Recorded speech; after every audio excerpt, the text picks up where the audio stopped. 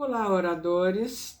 Dando continuidade naquele capítulo do vídeo anterior, as 15 qualidades do orador para ajudá-lo a falar melhor, hoje nós vamos no segundo tópico. O primeiro foi memória, hoje nós vamos falar sobre ler, sobre habilidade, porque eu estou lendo no livro do Polito. Habilidade. Normalmente, o auditório que determina o que o orador deve fazer. Quem fala precisa ter a sensibilidade suficiente desenvolvida para entender as intenções dos ouvintes, da plateia. Habilidade, no sentido mais amplo, é a capacidade que deve possuir o orador de dizer aquilo que as pessoas desejam ouvir, para que no final hajam de acordo com a sua vontade. Enquanto expõe suas ideias, verificará quais são as que produzem maior efeito. Atacará com veemência em determinados momentos. Então, o orador, ele sabe dosar a fala dele, sabe quando a plateia está gostando, quando a plateia já está entediada. Então, o orador, ele deve ter essa habilidade, essa sensibilidade de perceber o que o ouvinte está querendo ouvir. Aí o Polito ainda fala, não adianta falar com elegância, é preciso persuadir e convencer. Porque a oratória é a arte de persuadir e convencer. Por que nós falamos? Porque nós vamos convencer, persuadir os nossos ouvintes. Dizem que a grande diferença entre os dois maiores oradores que o mundo conheceu é a seguinte: é entre Demóstenes e Cícero. É que, quando Cícero discursava, o povo exclamava, que maravilha! E quando Demóstenes falava, o povo seguia em marcha. Maravilha de conceito e definição. E agora entra num texto um pouquinho longo, mas é só para colocar a habilidade que deve ter o orador numa situação dificílima que ele passou. O Basílio Machado. Entre todas as qualidades que reunia de um orador completo, tinha até pela própria formação a experiência de jurista, a habilidade assinalando os caminhos dos seus discursos. Não foram poucas as oportunidades em que foi obrigado a transmudar literalmente a linha da sua composição, montada com esmero, meditação, numa nova peça oratória, para corresponder à expectativa e aproximar dos pensamentos daqueles que ouviu. Olha que coisa difícil.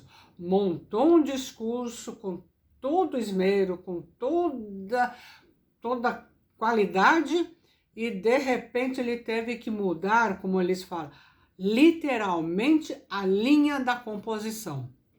Um dos exemplos mais marcantes dessa habilidade ocorreu numa sessão cívica promovida pelos abolicionistas da capital de São Paulo em homenagem ao então senador José Bonifácio de Andrada e Silva. Então, José Bonifácio ia ser homenageado pelo Basílio Machado.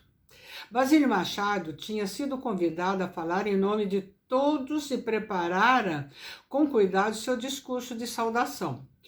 Um fato inesperado, entretanto, fez com que o orador fosse obrigado a modificar com habilidade todo o teor da sua mensagem. José Bonifácio não comparecera à solenidade. Pairava no ar um sentimento de frustração, aquela ausência, e este não poderia ser omitido. Por outro lado, não deveria também ser motivo para severas críticas. Vejamos com que habilidade daquele que foi chamado o paladino do direito contornou o episódio. Agora, o texto é um texto muito elaborado, mas vamos ver como é que ele se saiu. Senhores, se não me fora consentido dominar as revoltas do pesar que uma circunstância do momento instiga, mas que reflexão modera e eu pudesse, numa síntese enérgica, condensar as interrogações que mal se calam na boca de quantos me escutam, sob cada palavra minha, eu deveria sentir as palpitações de uma surpresa amarga. E em cada gesto deixaria adivinhar o constrangimento. Porque nos reunimos para afirmar. E o que afirmamos? Uma homenagem. Mas quem pressuroso acode a recebê-la? Ninguém.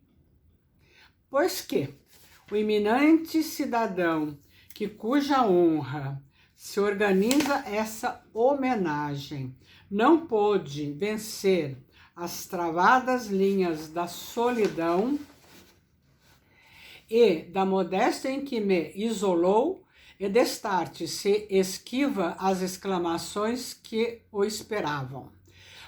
Pois que o imaculado patriota, que há sabido revestir suas palavras dos priores da eloquência e das vibrações da verdade, para fulminar o tráfego da injustiça nos mercados da lei, para reverberar o contrabando do homem, feito mercadoria sob a bandeira do império reduzida a pano de anúncios de escravos fugidos.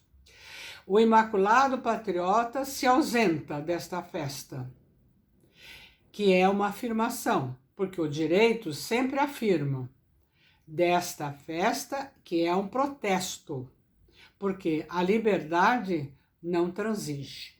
Não, senhores, o que afirmamos não é um homem, é um princípio, não é uma estátua, é a significação.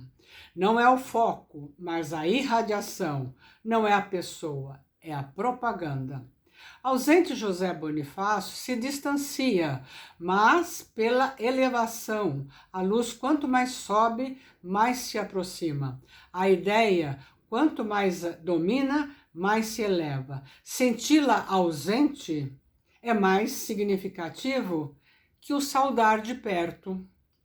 Deixemos, pois, o grande solitário da liberdade, não perturbemos o seu retiro, o evangelista dos escravos.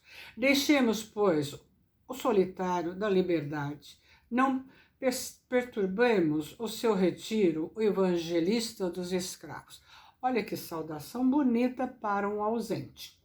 As grandes afirmações da liberdade nunca necessitaram se encarnar na matéria para se tornar evidentes. Essa contingência melhor assenta nas negações do direito. Onde quer que a tomemos sob a clâmide grega, ou as pretextas romanas na túnica de Cristo, ou na blusa do povo, a liberdade é sempre a liberdade. Afirmou-se sob todas as formas, através de todos os tempos, pelo livro ou pela espada. Não tomou símbolos, rejeitou divisas. O direito humano é tão largo que não há pirâmides que o perpetuem, nem panteões que o contenham. Como é que ele se saiu? Ele fez uma homenagem à ausência do José Bonifácio de Andrade Silva. E o mais bonito é quando ele fala que saudar a ausência talvez esteja mais próximo da pessoa. Que criatividade, que habilidade de discurso. Então, ele homenageou a ausência do grande patriota que ele considerava. É isso aí. Difícil saudar o vácuo, mas ele saudou a ausência. Bacana. Então, esse foi o nosso recado de hoje. A habilidade do orador, que vai ser muito necessária, muito mesmo. No próximo vídeo, nós veremos o terceiro tema, que é inspiração. O orador tem que ser muito inspirado, mais ou menos parecido com isso que a gente falou. Até mais!